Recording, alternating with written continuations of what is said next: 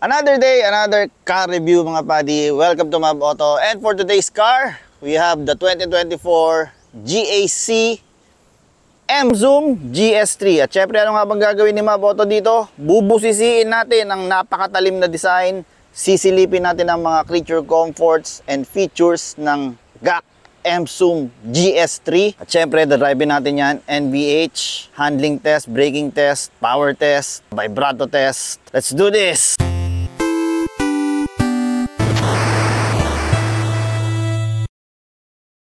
Simulan natin sa design mga buddy. In my opinion, it's a good looking crossover SUV. Tingnan nyo naman. I hate lines. Depende sa style niya. Pero itong GAC M-Zoom na to, futuristic, matalim. Tingnan nyo naman yung grille. Ito yung base model mga buddy. Base model pa lang yan. May DRL na triangle, LEDs. Dito naman sa gilid, ganun din. Madaming guhit. Bagay no? Taillight niya mga buddy. Kung nakikita nyo to. Kitang-kita yan sa side mirror, nakausli yan ganyan. Nakakatuwa lang. Tapos ito, meron pang ganito na plastic lang naman, pero simpleng-simpleng ganyan, may design na ganyan. Nakakadagdag ng pogi points dito sa side mirrors. Ayan, mga buddy, may guhit din na ganyan. Napakaganda pa ng kulay nito. Silver pala to, pero para siyang sky blue. Oo, na nagpo-pearl. Ewan ko kung makikita sa camera, pero para siyang nagpo-pearl na sky blue. Nag-iiba-iba yung kulay niya. Mag wheels is R18 with 225/55 tires. Ewan ko kung anong brand ng gulong to. Century. Century with a letter S. Ayan, Century. Siguro China din tong gulong na to. Huwag natin tignan. Dito naman sa gilid, yan, pag lumapit ka, kusang bumubukas yan, yung door handle, lahat yan, kusang bubukas. Pag lumayo ka, sasara naman siya. Dito sa likod, ganun din, matalim. Ang medyo na-OA yan lang ako dito. Itong spoiler niya mga buddy. Pero ang ganda, di ba? OA na maganda. Kita nyo yung kakaiba? OA pero, di ba? Kakaiba oh. Ano? Oh. Diyan yung third brake light mo, nasa labas. Tapos may butas dito. Ngayon ko lang dito mga buddy, in my opinion, ayan yung fake exhaust. Sana wala nang ganito. Kasi ito nga yung base model, yung R-Style. Kung alam nyo naman yung R-Style, yung dalawang nandito sa gitna. Pero ito nilagyan pa ng ganito kasi. Ew. Anyway, ito nga yung base model, the GS3. Meron tong tatlong variant mga buddy. Merong GS3, meron Touring, saka yung R-Style. Well, anyway, silipin naman natin kung anong meron sa base model na GAC M-Zoom. Para makapasok ka sa GAC M-Zoom GS3, basta nasa iyo itong key fob na to or proximity key, lapit ka lang. Yan nga, kusa na siyang bubukas. Ayan. I mean, kusang lalabas tong door handle niya kasi ano siya nagtatago. Ayun Tupet, parang mga supercar, no? Buksan natin dito. Hilahin mo lang yan. Ayan na. At ito ang bubungad sa'yo. Dito sa door cards, ito hard plastic to mga buddy. Pero pinalamanan ng silver trim. Silver trim dito sa door opener niya. Parang ito, parang blue vinyl na leather na hindi mo maintindihan na may guhit-guhit, Ganda, ang galing din Yung mga simpleng ganyan, nakakadagdag sa pogi points ng kotse, Kala nyo mamahalin. Ito, leather. Ayan, covered with leather. Soft material. Meron ka rin pocket. Usual naman yan sa mga kotse ngayon. Tapos, bottle holder. Speaker mo, may nakalagay na DTS. Digital sound. Ito ang upuan niya, mga buddy. Mix of fabric. Merong leather dito. Tapos ito, cloth na may pattern. Merong design dyan sa gitna. Cloth lang yan. Pero ang ganda niya tignan. Hindi nga lang mababa yung bolstering. And malambot ang foam. Malambot ang foam. Ito may leather na naman dito. Base model yan mga buddy. Steering wheel is not wrapped with leather. It's PUP. Polyurethane plastic. Medyo matigas siya. Pero mataba yung rim. Taba. Ganda siyang hawakan. Masarap hawakan. Tri-spoke. Diyan yung mga controls mo. No need for explanation. Yan, sa volume control ng multimedia. Ito naman, cruise control. Base model yan. Dashboard mo is flat. All the way flat. Ito, soft material to. Pero PUP siya. Kala mo lang leather. May parang stitch kasi. Pero it's fake stitching.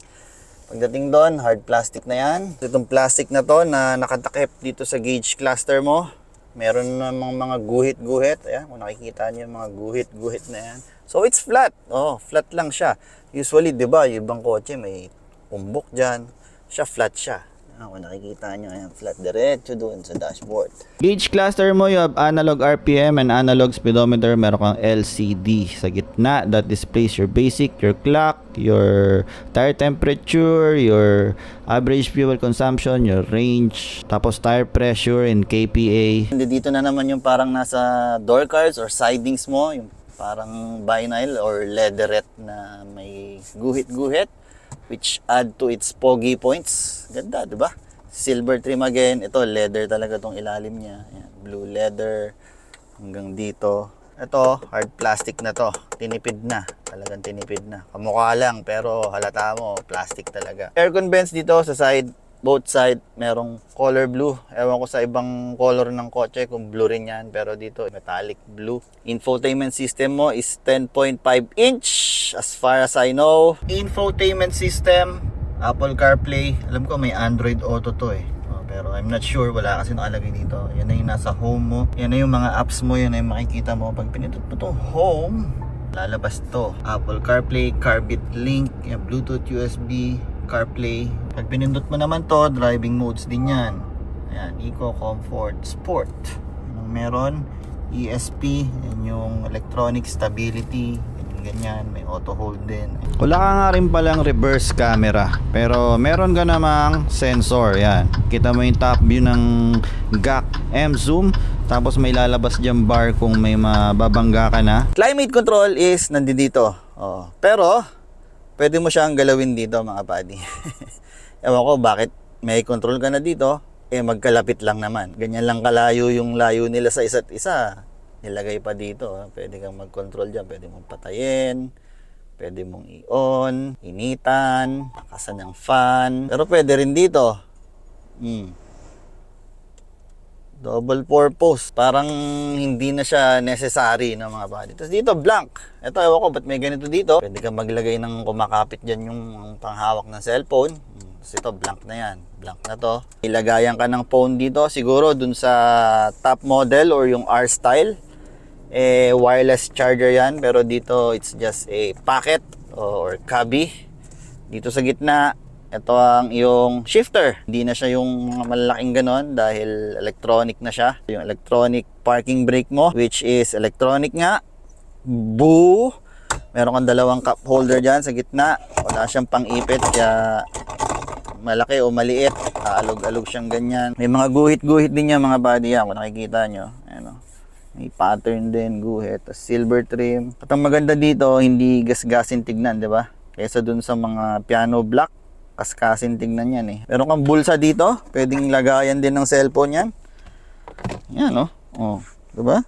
Pwedeng lagayan ng cellphone. In my case, lagayan ng vape. Kids, don't vape. Meron kang lalagyanan dito sa center console. Yan, wrap with leather siya, with blue stitching. Ayan, pwede mo rin siyang isara in a way na gusto mo, kung gaano kasara, gaano kabukas. Nauuso to ngayon. Para lang malaman natin ng size, lalagay ko yung cellphone ko. Ganyan siya kalaki. At ganyan kalalim. Oh, malalim din eh. Malaki din, maluwag din mga buddy. Glove box is hard dump. Oh, ganyan siya kalaki. Maluwag oh. Luwag. Buddy, kasya ba yung bulaklak ni Papa dyan? Kasya, kasyang kasya. Oh. Akit tayo sa taas. Dito, walang sunglass holder. Para sa akin, napaka-importante noon. Meron ko lang lamp. Oh, yan. Lamp. Lamp. Dito, sun visor. May salamin. Walang ilaw. Kabila, may salamin. Walang ilaw. Anyway, kahit base model nga pala to mga buddy, ang ignition niya is start-stop button na. Steering wheel is tilt and telescopic for a base model. And seats, adjustable height yan mga buddies. Nagad ko na pababa yan. So, medyo mababa na naman yung upo ko. Kung nakikita nyo yung side mirror, yung door opener sa labas, yan, nakabuka. Pag nila ko yan, pag pinindot ko to, sasara yan. Pag binuksan ko, oh, malabas doon. Napansin nyo. Astig. Well, anyway, sinet ko na tong upuan na to. Kung ako magdadrive, silipin naman natin kung anong meron sa likod. Alright. Dito sa likod, same deal. Hard plastic. Dito pa rin yung door cards mo na may mga linya-linya na parang leather vinyl. Dito may soft touch material pa rin na leather. Meron kang pocket. Not as big gaya nung nasa harapan dahil ito yung rear door, pero at least meron, 'di ba? Meron kang paddle holder diyan, pocket. So ito yung upuan natin, mga buddy. May pocket siya diyan dito sa likod ng driver and passenger. Ayan, pocket. Ayan, dito ang daming pocket, oh. Oh, 'di ba? Very practical. Yan yung layo niya, mga buddy. Kung ako magda-drive, I'm 5'5", 4 test, walang sabit. Kita niyo naman, walang sabit. Dito may pocket ka. At wala na, walang charger dito. Walang kahit ano, wala ring ilaw. Oh, walang dome light dito sa gitna, mga buddy. Ngayon kung nakasagad ng upuan, halimbawa si Benji para sa uupo dyan, tignan naman natin kung gaano kaluwag doon. Oh. Pwede ko pa rin isiksik yung pako sa ilalim. Doon, pwede rin naman, di ko lang na-videoan. Pwede naman. Oh, kahit nakasagad na yung mababa. Dito, pwede. T4 test. Mahirap ang T4 test. Siguro gano'n natin ng konti ito. Yung medyo makatao naman. Yan. Pero mahirap pa rin. So, ayan na lang ang space niya kung nakasagad dyan. Halimbawa, matangkad ang uupo dyan. Ayan na lang. Oh. Siguro mga 3-4 inches. Sa 5'5", at least 3 to 4 inches of ni room dito sa likod. Dito, flat floor. Kaya yung upo dito sa gitna, walang magiging problema dito. Yan, oh. Flat na flat. Di gaya nung iba na may, di ba? May umbok pa dito kahit front wheel drive naman. Ito wala, flat na flat siya, mga buddy. Upuan is foldable 60/40. Yan. Kakalabitin mo lang 'to. Ayan na, 60, 40. Ito yung 40. So, foldable siya, napa-flat na ganun. Silipin naman natin yung cargo space. Cargo space. Merong popper dito, mga buddy. Kakalabitin nyo lang. Ayan. May kaluwagan din, no? Ito pala likod ng M-Zoom. So, may kalakihan din, yun nga lang, dahil yung design niya is pag ganun, ayan, kung nakikita nyo to, pahiga. So, medyo nawalan ka ng space dito sa taas. Hindi ko alam kung gaano kaluwag yan, mga buddy. Lalagay ko na lang dyan. Silipin natin kung anong meron dito sa ilalim. Meron. Ito lang ang meron dito. Is your spare tire, donut tire, tapos yung mga gamit to, malamang tools. O, dyan mga tools mo, jack or whatever. Tapos syempre yung EWD, early warning device. That's it. Yun lang ang meron dito sa likod. Syempre yan, space na yan, mga buddy. Luluwag pa yan kapag finold down mo yan. And ang kagandahan yan is straight siya. So pag nag-load ka, pwede mo itulak na pag ganun yung nangyari, maleta. Tutulak mo lang, oh, 'di ba? Luwag na siya. So hindi ko rin alam kung gaano kalaki ang space na 'yan. Ilalagay ko na lang diyan, mga buddy, kung may mahanap ako sa internet. Silipin naman natin yung makina doon sa ilalim ng hood. To pop the hood, dito yung lever niya to open the hood. Ayan, yun na yun. Teleport. Well, hood is may kabigatan, mga buddy. At ito ang nasa ilalim ng GAC M-Zoom GS3. Although pare-pareho lang naman sila, GS3, Touring, saka yung R-Style. Pare-pareho lang sila ng makina ng power. So ito yung inline 4 na may turbo, 174 horsepower and 270 Newton meters of torque. Malakas yun. Mated to a 7-speed automatic transmission na DCT. Dual clutch transmission siya, mga buddy. Yun nga lang, sa variant na to, wala siyang paddle shifters or Tiptronic. Hindi ko sure dun sa R-Style kung meron, but let me know in the comment section below. Anyhow, yun ang mga creature comforts and features ng GAC M-Zoom GS3. Now, let's take it for a drive. Alright, mga buddy, driving the 2024 GAC M-Zoom GS3. So, let's start with the steering wheel. Steering wheel is electronic. So, expect nyo na ubod ng gang yan kahit sa traffic. Bumibigat lang siya pag nag-sport mode ka. Medyo bibigat siya ng konti. Steering wheel niya is not that sharp at center. Pag ginaganyan-ganyan ko, halos walang movement. Pero malalaman natin mamaya sa twisties. So ang view dito is ito, flat yung dashboard. Flat naman siya. Tapos itong windshield, parang malaki siyang tingnan yung windshield niya. 'Di ba? Kadalasan mga kotse or yung ibang crossover may kurba. Ito, almost flat. Ganun ang datingan dito. Blind spot, meron. At least dito sa A-pillar, kalaki ng blind spot dito. Dito. Yan. Yan, kabilaan. Ang laki kasi nung nung sinakop nung kabitan nung side mirrors. Side mirror, okay naman. Yun nga lang, medyo nabibitin ako sa shape niya. Shape niya kasi parang triangle. Mga nasa pinakakanto niya, sa pinaka-triangle, parang nabablind spot ako. Sitting position is good mga buddy. Pag nakababa lang sa upuan, para kang nakakotse lang. Meron kang patungan ng siko dito sa gitna, dito sa kaliwa. Itong siko mo dito, yan, may patungan din. Mga makikinis, malalambot na bagay. Sarap. As you can see, 5'5" ako, binaba ko lang sa upuan. Laki pa nung clearance, ayan. Foam nung upuan is sakto lang. Hindi naman siya ganun katigas, hindi ganun kalambot. Pag pinipisil-pisil mo lang, malambot siya. Pero pag inupuan mo na, medyo firm siya. Pero kulang sa bolstering, lalong-lalo na dito, sa taas dito mga buddy. At least para sa akin kasi pag nasa twisties tayo niyan, malamang itapon-tapon ako nito. Nasa eco mode lang tayo. Eco mode niya is somehow mabilis pa rin. Yun nga lang, throttle is mas may delay kapag nasa eco mode. Mostly naman ganun pag nasa eco mode. May delay ang throttle niya. Brakes, magandang pressure point, mataas. Hindi siya yung progressive na lumulubog, tas medyo nasa gitna. Parang 3/4 pa lang, doon na yung pinaka matigas na pressure. Yun nga lang, sa traffic, bitey siya eh. So, modulation, pag ganun ako kanina, nung unang din drive ko to, pag ganun ako kanina. So, modulation din talaga. As usual, blind spot doon sa AB, C-pillar. Ayun ang laki Kita nyo ba yun? Yung nasa likod na yun. Throttle pedal, malambot. Suspension nito is on the firm side, pero hindi naman siya ganun kabugbog. Mararamdaman mo lang siya dun sa medyo talagang kaldagan. Mararamdaman mo na may pagkamatigas siya. Hindi siya yung parang bine-baby kang dinuduyan ka. Hindi siya ganun. Hindi gaya ng ibang na-drive ko na crossover, malambot. Ito hindi. Medyo firm siya mga buddy. So si GS3 M Zoom, meron siyang 3 driving modes. Merong Eco mode, Comfort mode, saka Sport mode. Sa Eco mode, syempre, madalas yan ang gagamitin mo sa city. Tinry ko kanina yung Comfort. Medyo may jerking siya sa transmission. Lalo na yung gapang. Bibilis ng konti, shift sa second gear, tapos biglang titigil, babalik sa first gear doon. Medyo mararamdaman mo, may jerking siya.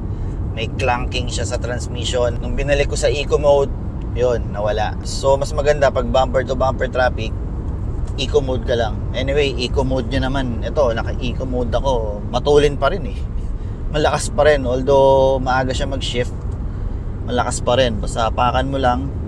Nga lang may pagka-delay Malakas pa rin naman siya humila. Comfort mode. Transmission niya naman napaka-smooth. Basta tumatakbo na yung sasakyan. Yung shifting niya halos hindi mo nararamdaman na lumilipat siya ng cambio. Pag inapakan mo, smooth lang. Hindi mo halos ramdam na yung clunking niya dito. Wala kang nararamdaman na ganun. Makikita mo na lang sa RPM, bigla siyang tumataas. Anyway, let's do some NVH dyan sa Calax. Welcome to Calax mga buddy. So, dito matetesting natin ang noise, vibration, harshness. Go to NVH. Let's set the 100. Dito noise ng gulong tahimik naman at 100 kilometers per hour. Wind noise, wala ako naririnig na wind noise at 100. Pero siguro more than that meron yan malamang. Ririnig ko lang yung ugong ng gulong, pero hindi naman ganun kaingay. Vibration sa auto dahil dinadump niya yung mga suspension dito, ina-absorb niya. So nararamdaman ko konti dito sa upuan, may konting-konti sa sahig. Yun ang mga nararamdaman ko ngayon. A little firm, mararamdaman mo yan, mga biglang ganyan. Hindi siya yung dumuduyan na ganon. Medyo ganon lang siya. Parang RS ang datingan, RS. Hindi malambot, tamang-tama lang.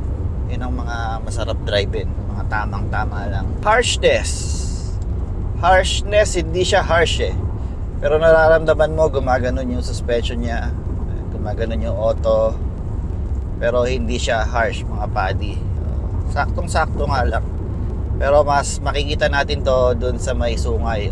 Mas matindi ang kalsada doon, mas rough kumpara dito sa Kaalax mga buddy. But for now, testing muna tayo ng performance, braking dyan sa may Sampaguita, Burgring. Welcome to Sampaguita, Burgring mga buddy. It's been a while. So pag nagdadrive ako dito, I'm pretty fast kasi tinetesting ko yung handling and braking. But I suggest huwag nyong gagayahin dahil napakadelikado. But I'm on the safe side naman. Hindi ako kumakain ng kabilang linya, lalo na kung blind. Pero kung tanaw ko yan, kakainin ko yan para lang mas makababa ako ng mas mabilis. At kung ganyan din ang trip nyong gawin, kung ganyan ang gumagamot sa inyo, dahil ito nagsisilbing gamot sa akin kapag nagdadrive ako sa mga twisties, ingat lang. Ingat lang, huwag kayong kakain ng kabilang linya. Itong side na to, huwag nyong kakainin, lalong-lalo na kung blind. Gaya nyan, blind, huwag kang pupunta doon. Anyhow, let's put this to sport mode. Yan, medyo tumingas yung manibela. Sa sport mode, power niya is sports, steering force sports, ESP style sports. So, let's do this. Woo! Okay. Malakas din humatak to, 270 Newton meters. Yun nga lang, wala siyang paddle shifters or Tiptronic mga buddy. Siguro yung R-Style meron, yung pinaka top of the line. Hindi ko sigurado. Paki-comment na lang sa baba kung may nakakaalam ba kung merong paddle shifter yun or Tiptronic man lang. Dito kasi wala Apak lang ang ano ko dito. Apak para mag downshift or apak para bumilis lalo. Okay. Medyo may nararamdaman din akong higa. Let's turn on the headlights. Okay. Pakatahimik nung makina nito mga pali. Ultimo yung yung whistle ng turbo. Hindi ko masyadong marinig. Okay, medyo mahiga din pala siya. Ayan, hindi naman blind. So, kinain ko. Okay, steering wheel is not that quick.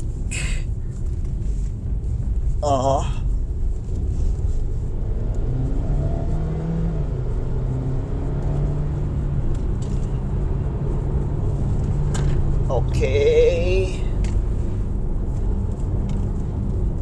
Rear suspension is torsion beam. I expect a little wiggling kapag medyo na push. Ay dog, excuse me, sorry.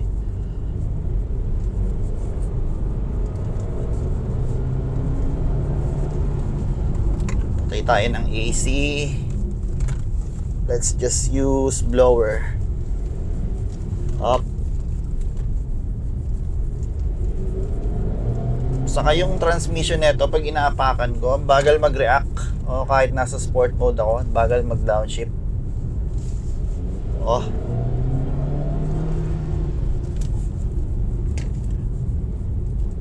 Pero definitely malakas ang hatak sa low RPM. Yan, 2,000 to mga 22. Yan. 2,200. Diyan na yung power.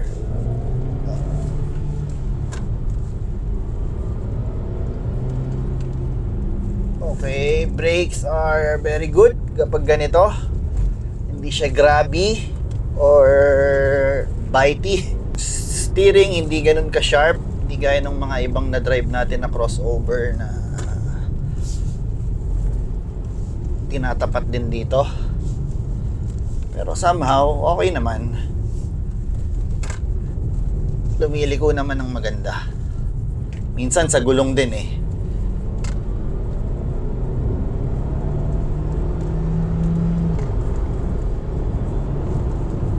Oy, may nakaharang.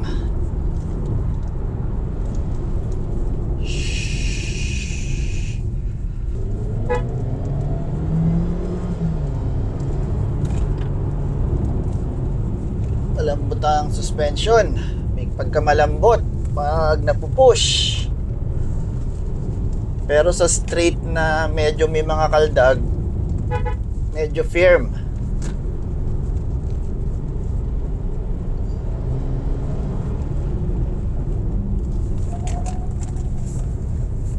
Okay.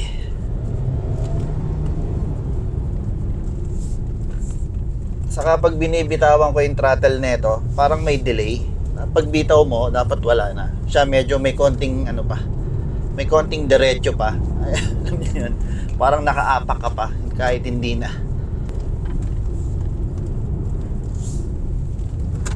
Oh. Spec. Nice view. Ganda dito pag hapon.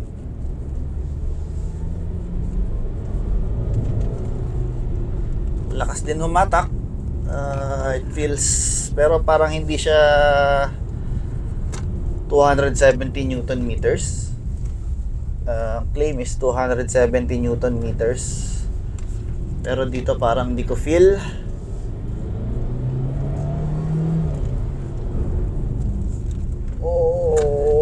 Okay.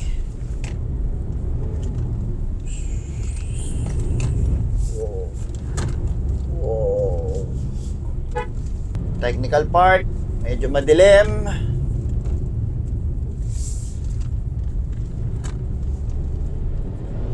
Oh, bagal bumaba ng transmission pag inaapakan.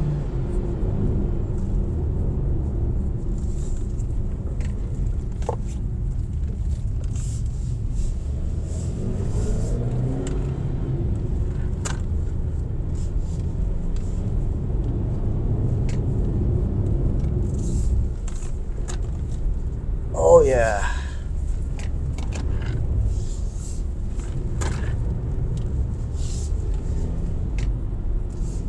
Oh.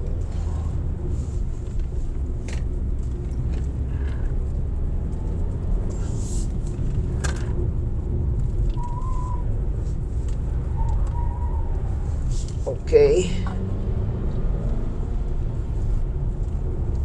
Medyo umihina kapit ng gulong.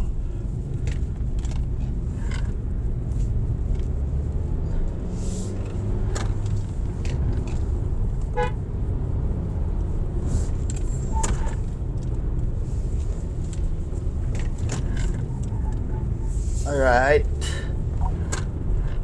Respect. Medyo may sway pag lumiliko. Okay.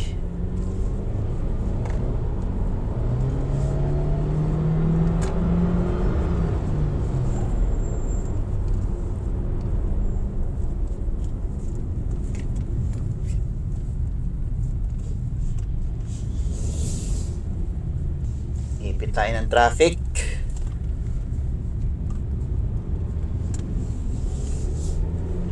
Okay.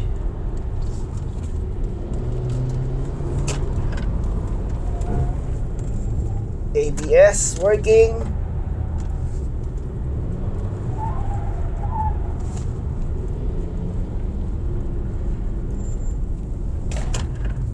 Okay. Di talaga ganun ka-sharp ang steering. Daming liko. Nice view.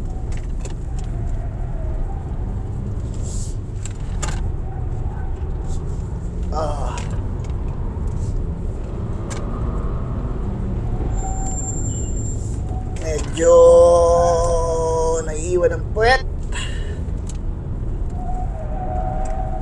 Okay.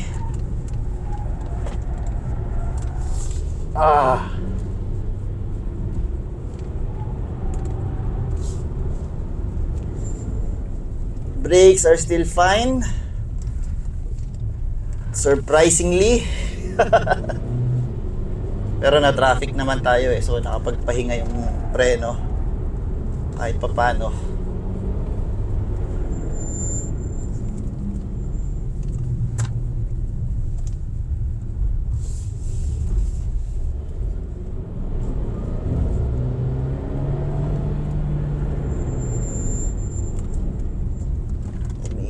preno. Ewan ko kung bakit.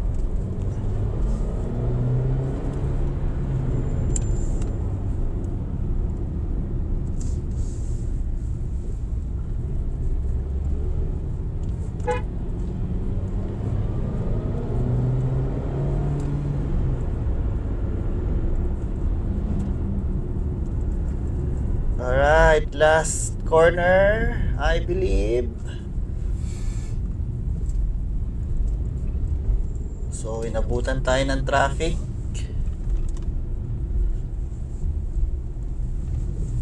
Yeah. There's the last corner. Right, so how is this? So, anong feeling nito sa twisties, mga padi? Steering wheel is not that sharp, pero lumiliko naman.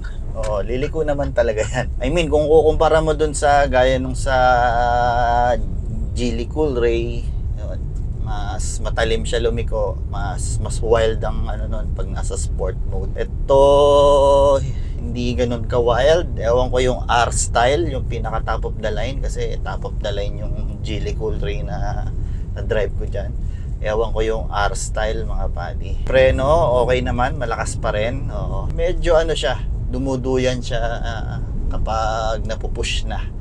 Pero kung diretso lang na ganito, tas yung mga pothole, dun ko nararamdaman yung tikas ng suspension niya. Pero dun sa mga twisties, pag napupush siya ng konti, yun, medyo ramdam ko yung pagkaganon niya. Upuan, surprisingly, medyo lang naman, medyo tumitila-tila po ako, hindi naman sobra. Transmission naman niya, dahil nga wala tayong paddle shifters or Tiptronic, so wala akong control. Makokontrol ko lang siya pag inapakan ko ng sagad yung ano, para mag-downshift pag gusto ko siya mag-downshift. Pagkabaon ko, hindi siya ganun ka-instant. Hindi naman ako nag-e-expect na super instant, pero medyo delayed. Bawa, nag-cruise akong ganyan, 60 kilometers per hour, tapos gusto kong overtake, baon. Yun, saka lang siya ano yung RPM. Ganun siya kabagal mag-downshift, mga padi. But anyway, subukan naman natin kung anong gagawin niya sa paahon dyan sa may Sungay. Welcome to Sungay, mga padi. So dito, balik natin sa comfort mode, which is yung madalas mong gagamitin kung bibili ka nito. So yan ang gagamitin natin dito, paakyat. So tinetest ko dito is yung harshness saka yung responsiveness ng transmission. Kasi puro paahon dito, matatarek. Tingnan natin kung anong gagawin niya. Unang paahon. Up. Paahon ulit. Ito, matarek. Although nag-iisa ako, but given naman yan na lagi ako nag-iisa dahil mag-isa lang ako nagre-review. Alam naman na marami pa isama. But anyway, ito na yung harshness. 3, 2, 1 vibrato test, go!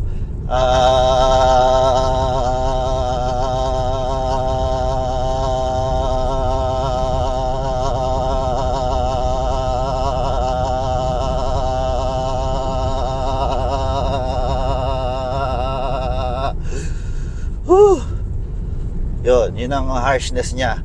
Although naririnig nyo, nagbabibrate yung ano ko. Dito, hindi naman ganun katigas.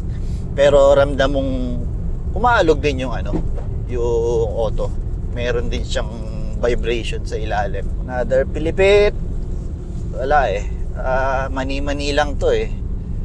Turbocharge eh. Panis lang to, panis. Ayan. Saka madalas dito 1/4 lang ako sa throttle. Para sinisimulate ko kunyari yung kung nahihirapan ba siya, ayokong puwersahin. Yun ang dahilan kung bakit laging 1/4 lang ano ko dito. Kadalasan. Sinisimulate ko parang kunyari kung mahihirapan ba siya or anong gagawin niya sa sitwasyon na gano'n. Ito pataas. Wala, panis lang eh. Hindi nahihirapan yung auto, hindi nagda-downshift. So wala tayong monitoring ng gear, although 7 speed to, dual clutch. Wala tayong monitoring ng gear. Pero ang RPM niya nasa ano, wala pang 2,000 RPM.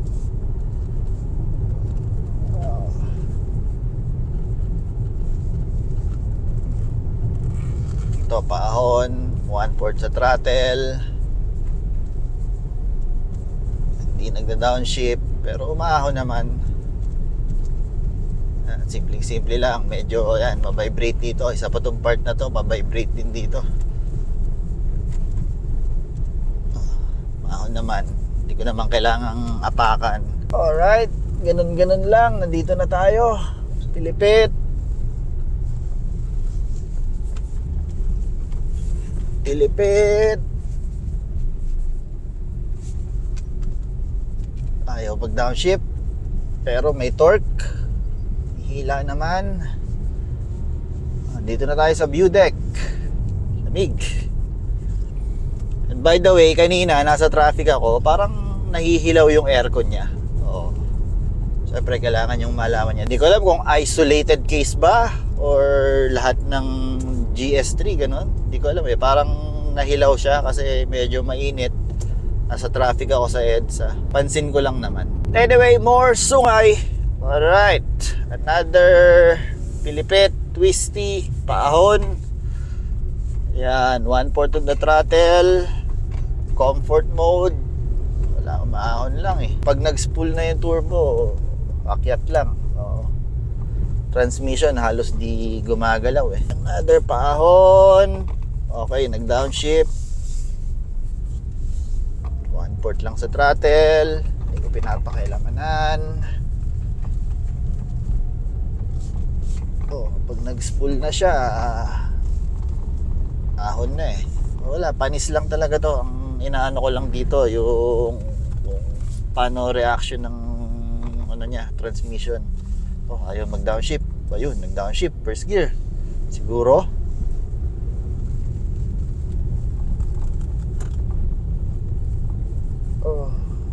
Medyo may pagka mabagal din talaga ang ano niya. Ang reaction niya pag ganung mababa na yung RPM, ewan, bakit ganun? Hindi siya kagad basta-basta nagda-downshift. Last one! Pilipit, pilipit.